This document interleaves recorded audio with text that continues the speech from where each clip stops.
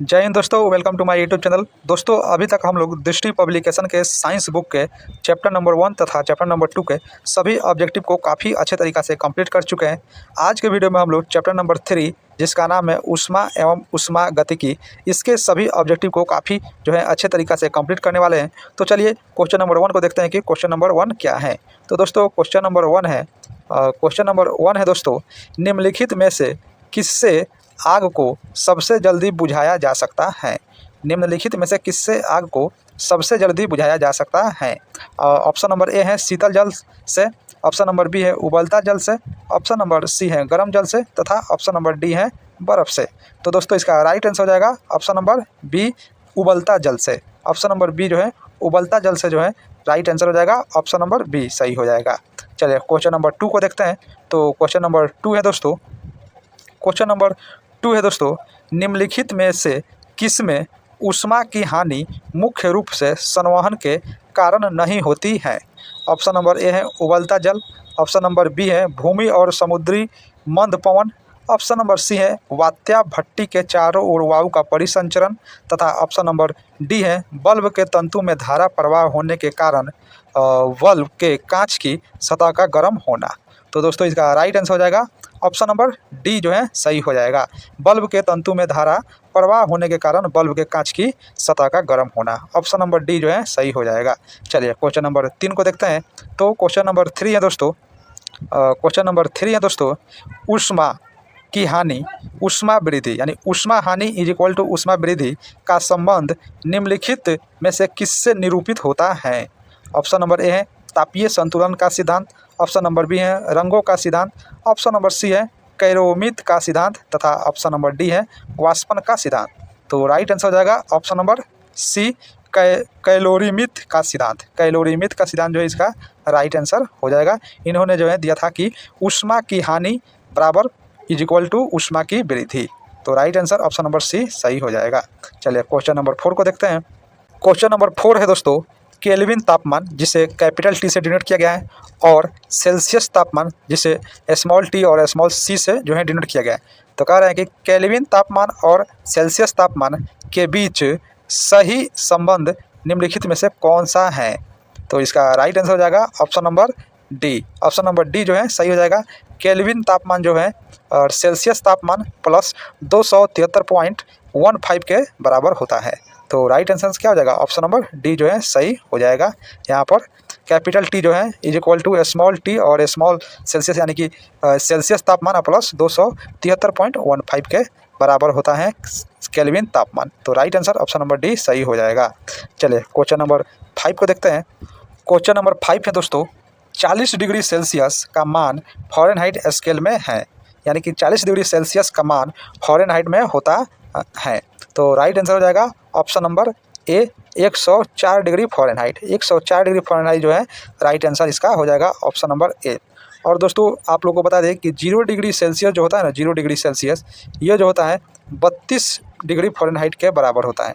और 100 degree Celsius होता है ना, 100 डिग्री सेल्सियस ये होता है 212 डिग्री फ़ारेनहाइट के बराबर होता है। इस बात को आप लोग ध्यान में रखिएगा कि 0 डिग्री सेल्सियस होता है 32 डिग्री फ़ारेनहाइट के बराबर होता है और 100 डिग्री सेल्सियस 212 डिग्री फ़ारेनहाइट के बराबर होता है। चलिए क्वेश्चन नंबर 6 को देखते हैं। तो क्वेश्चन नंबर 6 है दोस्तों, संवहन द्वारा ऊष्मा का स्थानांतरण हो सकता है। ऑप्शन नंबर ए है ठोस एवं द्रव में, ऑप्शन नंबर बी है ठोस एवं निर्वात में, ऑप्शन नंबर सी है गैस एवं द्रव में तथा ऑप्शन नंबर डी है निर्वात एवं गैस में। तो राइट आंसर हो जाएगा ऑप्शन नंबर सी, गैस एवं द्रव में। गैस एवं द्रव में राइट आंसर हो जाएगा ऑप्शन नंबर सी सही हो जाएगा। चलिए क्वेश्चन नंबर 7 को देखते हैं। तो क्वेश्चन नंबर 7 है दोस्तों, माना कि औसत तापमान सेंटीग्रेड जिसे सी से डिनोट किया गया है तथा फ़ारेनहाइट जिसे एफ से डिनोट किया गया है हो, तो सेंटीग्रेड यानी कि सेल्सियस तथा फ़ारेनहाइट, यदि सेल्सियस तथा फ़ारेनहाइट का संबंध एफ बराबर 9/5 सेल्सियस प्लस 32 हो तो एफ तथा सी का संबंध होगा। ऑप्शन नंबर ए है ये होगा, बताइए ऑप्शन नंबर बी ये होगा या ये होगा ये होगा। तो इसका राइट आंसर कौन सा हो जाएगा। तो इसका राइट आंसर हो जाएगा दोस्तों option number A. Option number A इसका राइट आंसर हो जाएगा। फ़ारेनहाइट बराबर 9/5 सेल्सियस प्लस 32। फ़ारेनहाइट बराबर 9/5 सेल्सियस प्लस 32 जो है इसका राइट आंसर हो जाएगा। ऑप्शन नंबर ए सही हो जाएगा। चलिए क्वेश्चन नंबर 8 को देखते हैं। तो क्वेश्चन नंबर 8 है दोस्तों, क्वेश्चन नंबर 8 इधर है। क्वेश्चन नंबर 8 है दोस्तों कि निम्नलिखित कथनों पर विचार कीजिए। कथन ए है हल्के रंगीन कपड़ों को गर्मी में वरीयता दी जाती है, और कारण आर है हल्के रंग ऊष्मा को कम अवशोषित करते हैं। ये हो गया कारण। तो कह रहे हैं कि नीचे दिए गए कुट को सही उत्तर चुनिए। ऑप्शन नंबर ए है ए और आर दोनों सही हैं और आर ए का सही स्पष्टीकरण है। ऑप्शन नंबर बी है ए और आर दोनों सही हैं किंतु आर ए का सही स्पष्टीकरण नहीं है। ऑप्शन नंबर सी है ए सही है किंतु आर गलत है, और ऑप्शन नंबर डी है ए गलत है किंतु आर सही है। तो राइट आंसर हो जाएगा क्या इसका? तो इसका राइट आंसर हो जाएगा दोस्तों option number A. Option number A जो है सही, इसका राइट आंसर हो जाएगा। ए और आर दोनों सही हैं और आर ए का सही स्पष्टीकरण है। ऑप्शन नंबर ए जो है इसका राइट आंसर हो जाएगा। चलिए क्वेश्चन नंबर 9 को देखते हैं। क्वेश्चन नंबर 9 है दोस्तों, नीचे एक एसर्शन यानी कि एक कथन दिया गया है और उसका कारण भी दिया गया है। जैसे कि कथन नंबर ए है ऊंचाई वाले स्थानों में भोजन पकाने के लिए उसमें नमक मिलाया जाता है, और कारण आर है ऊंचाई वाले स्थानों में तापमान कम होता है। तो ये हो गया कारण। अब कह रहे हैं कि निम्न में से कौन सा सही उत्तर है। तो ऑप्शन नंबर ए को देखते हैं। तो ऑप्शन नंबर ए है ए और आर दोनों सत्य हैं तथा आर ए की सही व्याख्या है। और ऑप्शन नंबर बी है ए और आर दोनों सत्य हैं किंतु आर ए का सही व्याख्या नहीं है। और ऑप्शन नंबर सी है ए सत्य है किंतु आर भ्रामक है। और ऑप्शन नंबर डी है ए भ्रामक है किंतु आर सत्य है। तो राइट आंसर क्या इसका हो जाएगा? तो इसका राइट आंसर हो जाएगा ऑप्शन नंबर बी, ए और आर दोनों सत्य हैं किंतु आर ए का सही व्याख्या नहीं है। ऑप्शन नंबर बी जो है इसका सही हो जाएगा दोस्तों। चलिए क्वेश्चन नंबर 10 को देखते हैं। तो क्वेश्चन नंबर 10 है दोस्तों, जब सिले बिस्कुटों को थोड़ी देर के लिए फ्रिज के अंदर रखा जाता है तो वह कुरकुरे हो जाते हैं, क्योंकि ऑप्शन नंबर ए है ठंड के अतिरिक्त नमी बाहर आ जाती है। ऑप्शन नंबर बी है फ्रिज के अंदर आर्द्रता कम होती है इसलिए अतिरिक्त नमी अवशोषित हो जाती है। ऑप्शन नंबर सी है फ्रिज के अंदर आर्द्रता अधिक होती है इसलिए अतिरिक्त नमी अवशोषित हो जाती है। और ऑप्शन नंबर डी है फ्रिज के अंदर दाब अधिक होता है जिससे अधिक नमी बाहर आने में मदद मिलती है। तो राइट आंसर इसका क्या हो जाएगा? तो इसका राइट आंसर हो जाएगा दोस्तों option number B. Option number B जो है इसका राइट आंसर हो जाएगा। फ्रिज के अंदर सांद्रता कम होती है इसलिए अतिरिक्त नमी अवशोषित हो जाती है। ऑप्शन नंबर बी जो है सही हो जाएगा। चलिए क्वेश्चन नंबर 11 को देखते हैं। तो क्वेश्चन नंबर 11 है साथियों, क्वेश्चन नंबर 11 है कि ताप गतिकी का प्रथम नियम सामान्यता किससे संबंध मामला है। ऑप्शन नंबर ए है चार्ल्स नियम। ऑप्शन नंबर बी है न्यूटन के शीतलन नियम। ऑप्शन नंबर सी है ऊष्मा विनिमय के नियम तथा ऑप्शन नंबर डी है ऊर्जा के संरक्षण के नियम। तो राइट आंसर इसका हो जाएगा ऑप्शन नंबर डी, ऊर्जा के संरक्षण के नियम। ऊर्जा के संरक्षण के नियम से इससे संबंधित है। ऑप्शन नंबर डी सही हो जाएगा। चलिए क्वेश्चन नंबर 12 को देखते हैं। तो क्वेश्चन नंबर 12 है दोस्तों, क्वेश्चन नंबर 12 यहाँ है। तो क्वेश्चन नंबर 12 है दोस्तों कि जब पानी को 0 डिग्री सेल्सियस से 10 डिग्री सेल्सियस तक गर्म किया जाता है तो इसका आयतन बताइएगा। ऑप्शन नंबर है बढ़ता है, ऑप्शन नंबर बी है घटता है, ऑप्शन नंबर सी है नहीं बदलता है, और ऑप्शन नंबर डी है पहले घटता है और तब बढ़ता है। तो राइट आंसर क्या हो जाएगा इसका? इसका राइट आंसर हो जाएगा option number D. Option number D जो है इसका राइट आंसर हो जाएगा। पहले घटता है और तब बढ़ता है, पहले घटता है फिर बढ़ता है। ऑप्शन नंबर डी जो है इसका राइट आंसर हो जाएगा। चलिए क्वेश्चन नंबर 13 को देखते हैं। तो क्वेश्चन नंबर 13 है दोस्तों कि दो निकायों के बीच ऊष्मा के प्रवाह की दिशा निर्भर करती है। दो निकायों के बीच ऊष्मा की प्रवाह की दिशा निर्भर करती है। ऑप्शन नंबर ए है उनकी विशिष्ट ऊष्मा से। ऑप्शन नंबर बी है उनकी गुप्त ऊष्मा पर। ऑप्शन नंबर सी है उनके अपने अपने तापमान पर। और ऑप्शन नंबर डी है ऊष्मा की उनकी अपनी अपनी मात्रा पर। राइट आंसर इसका क्या हो जाएगा? तो इसका राइट आंसर हो जाएगा ऑप्शन नंबर सी, उनके अपने अपने तापमान पर। राइट आंसर क्या हो जाएगा? ऑप्शन नंबर सी जो है सही हो जाएगा। चलिए क्वेश्चन नंबर 14 को देखते हैं। क्वेश्चन नंबर 14 है दोस्तों, उबलते जल द्वारा जलने की तुलना में भाप से जलना अत्यधिक कष्टदायक होता है क्योंकि। ऑप्शन नंबर ए है भाप का ताप बहुत अधिक होता है। ऑप्शन नंबर बी है भाप एक प्रकार से गैस है तथा यह कार्य को शीघ्रतापूर्वक निगमन करती है। ऑप्शन नंबर सी है भाप में गुप्त ताप होता है। और ऑप्शन नंबर डी है शरीर के काय में उपस्थित छिद्रों द्वारा भाप आसानी से प्रवेश कर जाती है। तो राइट आंसर हो जाएगा इसका ऑप्शन नंबर सी जो है इसका राइट आंसर हो जाएगा। भाप में गुप्त ऊष्मा होती है। ऑप्शन नंबर सी सही है, भाप में गुप्त ऊष्मा होती है। Right answer option number C सही हो जाएगा। चलिए क्वेश्चन नंबर 15 को देखते हैं, 15 को देखते हैं। तो क्वेश्चन नंबर 15 है दोस्तों कि निम्न में से किसमें संवहन होता है? निम्न में से किसमें संवहन होता है? ऑप्शन नंबर ए है केवल ठोस और द्रव में। ऑप्शन नंबर बी है केवल द्रव और गैसों में। ऑप्शन नंबर सी है केवल गैसों और ठोसों में। तथा ऑप्शन नंबर डी है ठोस, द्रव और गैस तीनों में। तो राइट आंसर हो जाएगा इसका ऑप्शन नंबर बी जो है इसका राइट आंसर हो जाएगा, केवल द्रव और गैसों में। ऑप्शन नंबर बी जो है सही हो जाएगा। चलिए क्वेश्चन नंबर 16 को देखते हैं। तो क्वेश्चन नंबर 16 है दोस्तों कि कोई पिंड ऊष्मा का सबसे अधिक अवशोषण करता है जब वह हो, जैसे कि ऑप्शन नंबर ए है काला और खुरदरा। ऑप्शन नंबर बी है कि काला और मसृण। ऑप्शन नंबर सी है सफ़ेद और खुरदरा। और ऑप्शन नंबर डी है सफ़ेद और मसृण। तो राइट आंसर इसका क्या हो जाएगा? तो इसका राइट आंसर हो जाएगा ऑप्शन नंबर ए जो है इसका राइट आंसर हो जाएगा, काला और खुरदरा। काला और खुरदरा जो है इसका राइट आंसर हो जाएगा। ऑप्शन नंबर ए सही है। चलिए क्वेश्चन नंबर 17 को देखते हैं। तो क्वेश्चन नंबर 17 है दोस्तों, आपेक्षिक आर्द्रता को किस रूप में व्यक्त किया जाता है? आपेक्षिक आर्द्रता को किस रूप में व्यक्त किया जाता है? ऑप्शन नंबर ए है ग्राम, बी है किलोग्राम, सी है प्रतिशत तथा डी है अनुपात। तो राइट आंसर इसका क्या हो जाएगा? तो इसका राइट आंसर हो जाएगा ऑप्शन नंबर सी, आपेक्षिक आर्द्रता को जो है प्रतिशत में व्यक्त किया जाता है। ऑप्शन नंबर सी सही हो जाएगा। चलिए क्वेश्चन नंबर 18 को देखते हैं।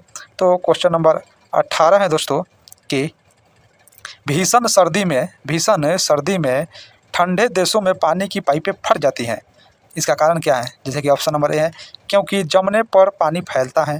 ऑप्शन नंबर बी है पानी की पाइपों के संकुचन के कारण। ऑप्शन नंबर सी है उच्च वायुमंडलीय दाब के कारण। तथा ऑप्शन नंबर डी है उपयुक्त सभी के संयुक्त प्रभाव से। तो राइट आंसर इसका हो जाएगा ऑप्शन नंबर ए जो है इसका राइट आंसर हो जाएगा दोस्तों, क्योंकि जमने पर जो होता है ना पानी फैलता है, इसलिए राइट आंसर क्या हो जाएगा? ऑप्शन नंबर बी जो है ऑप्शन नंबर ए जो है सही है। ऑप्शन नंबर ए सही हो जाएगा। चलिए क्वेश्चन नंबर 19 को देखते हैं। तो क्वेश्चन नंबर 19 है दोस्तों कि वह तापमान जिसका पाठ्यांक फ़ारेनहाइट और सेल्सियस दोनों पैमाने पर वही होता है, क्या होगा? तो इसका राइट आंसर क्या हो जाएगा? तो इसका राइट आंसर जो है ऑप्शन नंबर बी जो है हो जाएगा -40 डिग्री। -40 डिग्री जो है ये जो है फ़ारेनहाइट और सेल्सियस दोनों पैमाने पर सेम ही होता है। ऑप्शन नंबर बी जो है सही हो जाएगा। चलिए क्वेश्चन नंबर 20 को देखते हैं। तो क्वेश्चन नंबर 20 है दोस्तों, क्वेश्चन नंबर 20 है यहाँ पर। क्वेश्चन नंबर 20 जो है दोस्तों है कि न्यूनतम तापमान किसके द्वारा मापी जाती है? ऑप्शन नंबर है एल्कोहल थर्मामीटर, बी है पारद थर्मामीटर, सी है अधिकतम पठन थर्मामीटर तथा डी है निम्नतम पठन थर्मामीटर। तो राइट आंसर हो जाएगा ऑप्शन नंबर ए जो है सही हो जाएगा, एल्कोहल थर्मामीटर। यानी कि न्यूनतम तापमान को जो है एल्कोहल थर्मामीटर से मापा जाता है। ऑप्शन नंबर ए सही हो जाएगा। चलिए क्वेश्चन नंबर 21 को देखते हैं। तो क्वेश्चन नंबर 21 है दोस्तों, थर्म किसका यूनिट है? थर्म किसका यूनिट है? तो इसका राइट आंसर क्या हो जाएगा? राइट आंसर इसका हो जाएगा दोस्तों ऑप्शन नंबर बी, ऊष्मा का। थर्म जो है ऊष्मा का यूनिट है। ऑप्शन नंबर बी सही हो जाएगा। चलिए क्वेश्चन नंबर 22 को देखते हैं। तो क्वेश्चन नंबर 22 है दोस्तों कि परम शून्य ताप क्या है? परम शून्य ताप क्या है? ऑप्शन नंबर ए है किसी भी तापमान पैमाने का आरंभिक बिंदु। ऑप्शन नंबर बी है सैद्धांतिक रूप से न्यूनतम संभव तापमान। और ऑप्शन नंबर सी है वह तापमान जिस पर सभी द्रव पदार्थों के वाष्प जम जाते हैं। और ऑप्शन नंबर डी है वह तापमान जिस पर सभी पदार्थ वाष्पीय प्रवस्था में होते हैं। राइट आंसर इसका हो जाएगा ऑप्शन नंबर बी जो है इसका राइट आंसर हो जाएगा। सैद्धांतिक रूप से न्यूनतम संभव तापमान, सैद्धांतिक रूप से न्यूनतम संभव तापमान जो है इसका राइट आंसर हो जाएगा।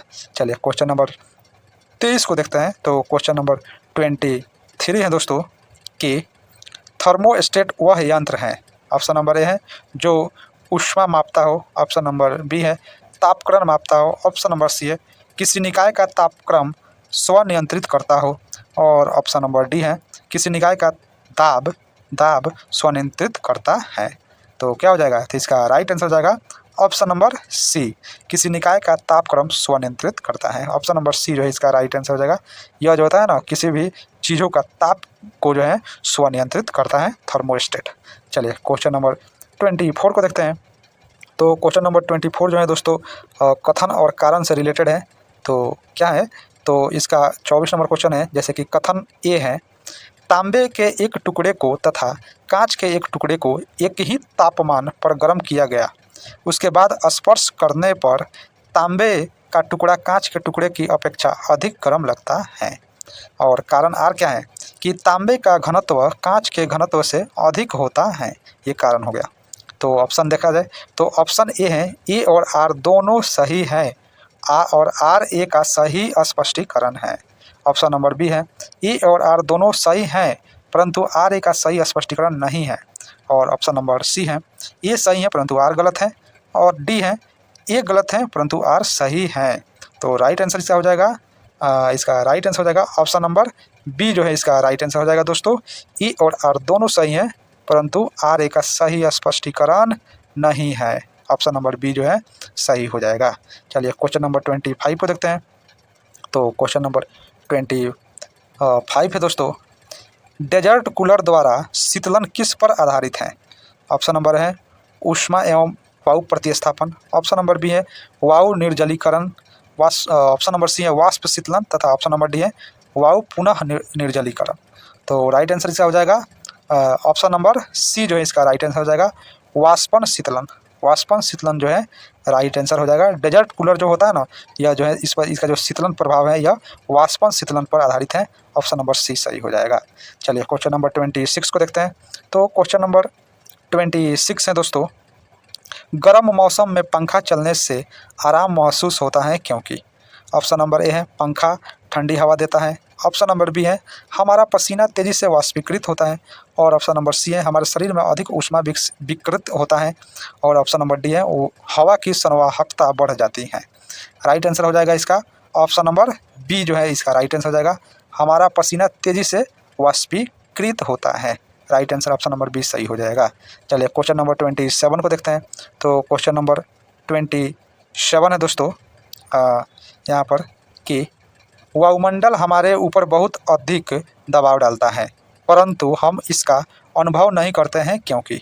ऑप्शन नंबर ए है हमारा रक्त वायुमंडल के दबाव से कुछ अधिक दबाव डालता है, ऑप्शन नंबर बी है हम इसके अभ्यस्त हैं, ऑप्शन नंबर सी है हमारी हड्डियाँ काफ़ी मजबूत हैं और हम इस दबाव को सहन कर सकते हैं, और ऑप्शन नंबर डी है हमारे सिर का सतही क्षेत्रफल बहुत छोटा है।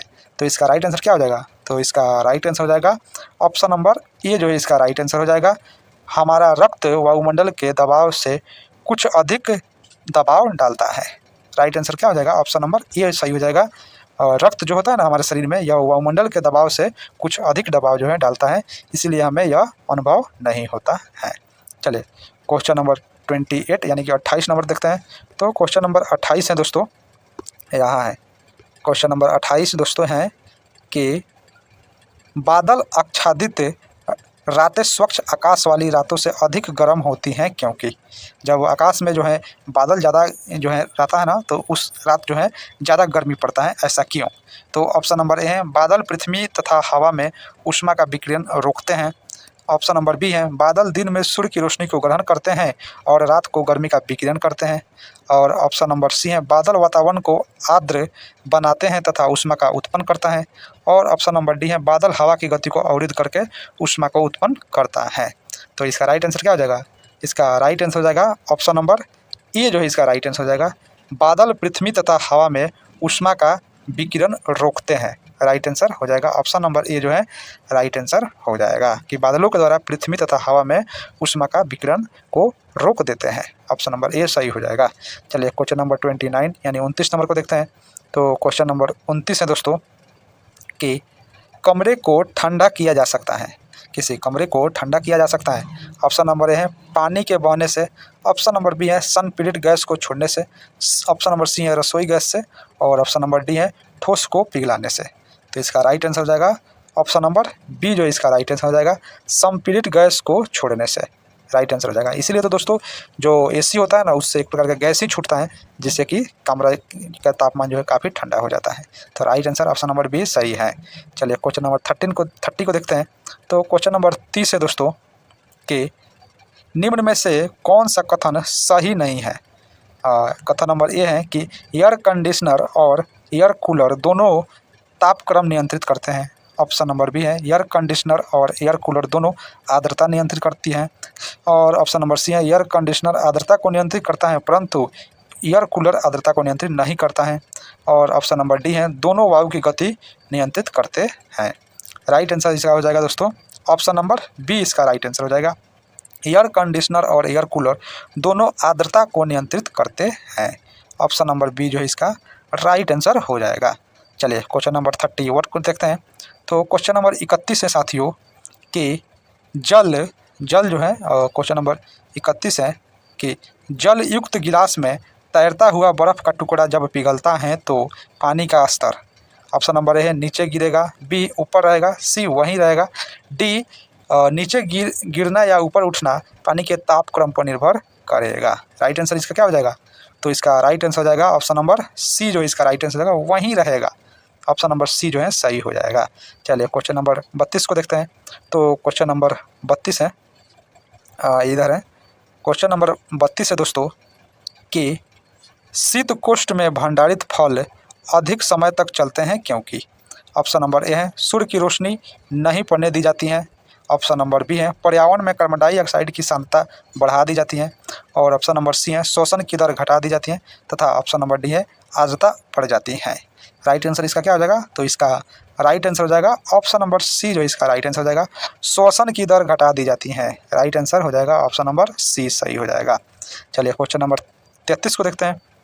तो क्वेश्चन नंबर 33 है दोस्तों कि यदि हवा का तापमान बढ़ता है तो उसकी जलवाष्प ग्रहण करने की क्षमता, ऑप्शन नंबर ए है घटती है, ऑप्शन नंबर बी है बढ़ती है, ऑप्शन नंबर सी है पहले घटती हैं पुनः बढ़ती हैं तथा ऑप्शन नंबर डी है कोई प्रभाव नहीं पड़ता है। तो राइट आंसर इसका क्या हो जाएगा। इसका राइट आंसर हो जाएगा ऑप्शन नंबर बी जो इसका राइट आंसर हो जाएगा बढ़ती है। यदि हवा का तापमान बढ़ता है तो उसकी जलवाष्प ग्रहण करने की क्षमता जो है दोस्तों बढ़ती है। ऑप्शन नंबर बी जो है सही हो जाएगा। चलिए क्वेश्चन नंबर 34 को देखते हैं।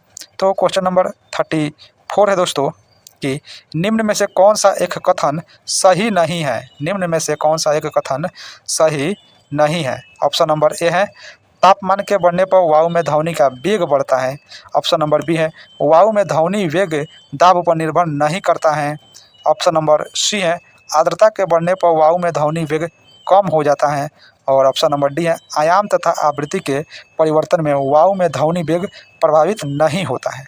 तो इसका राइट आंसर हो जाएगा ऑप्शन नंबर सी जो इसका राइट आंसर हो जाएगा आर्द्रता के बढ़ने पर वायु में ध्वनि वेग कम हो जाता है। Right answer option number C जो है इसका सही हो जाएगा। तो दोस्तों ये जो है लास्ट क्वेश्चन था 34 इस चैप्टर से जो है ऊष्मा एवं ऊष्मागति की चैप्टर में जो है टोटल 34 क्वेश्चन दिया था ऑब्जेक्टिव, जिसको आज हम लोगों ने काफ़ी अच्छे से कंप्लीट किया है और आगे भी इसके आगे जो चैप्टर नंबर 4 है उसके ऑब्जेक्टिव को हम लेकर आएंगे। तब तक के लिए ये वीडियो आपको कैसा लगा कमेंट बॉक्स में ज़रूर बताइएगा और हाँ अगर आप चैनल पर नए हैं तो चैनल को सब्सक्राइब जरूर कीजिएगा तथा वीडियो को लाइक शेयर कमेंट जरूर कीजिएगा। मिलता है अगले वीडियो में, तब तक के लिए थैंक यू।